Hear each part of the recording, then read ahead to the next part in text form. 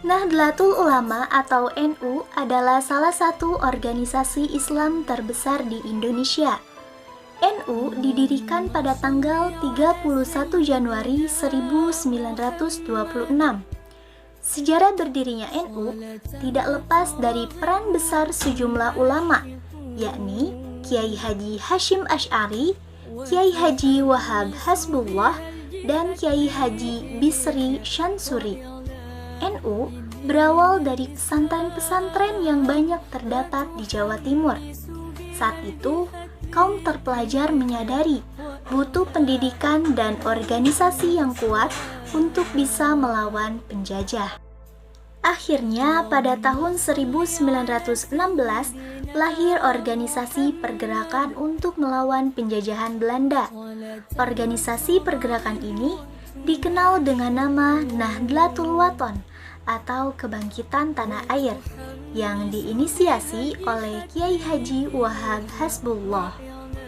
2 tahun berselang, pada tahun 1918 muncul organisasi yang bertujuan memberikan pendidikan sosial politik kaum santri. Organisasi ini disebut dengan Taswirul Afkar atau lebih dikenal dengan Nahdlatul Fikri, yang berarti kebangkitan pikiran. Organisasi ini terus berkembang ke beberapa kota di Indonesia. Dan pada tahun 1918 muncul pula organisasi untuk pedagang yang diberi nama Nahdlatul Tujar atau Kebangkitan Saudagar, yang bertujuan untuk memperbaiki perekonomian rakyat. Selain itu, lahirnya NU dilatar belakangi oleh kondisi dunia Islam, di mana pada waktu itu Raja Ibnu Saud hendak menerapkan asas tunggal, yaitu mazhab Wahabi di Mekah. Kalangan pesantren yang selama ini membela keragaman menolak pembatasan bermazhab dan penghancuran warisan pendapat tersebut. Didorong dengan minatnya yang gigih untuk menciptakan kebebasan bermazhab serta peduli kepada pelestarian peradaban, maka kalangan pesantren terpaksa membuat delegasi sendiri yang dinamakan Komite Hijaz yang diketuai oleh Kiai Haji Wahab Habsullah. Atas desakan dari kalangan pesantren yang terhimpun dalam Komite Hijaz dan tantangan dari segala penjuru umat Islam di dunia, maka Raja Ibnu Saud mengurungkan niatnya.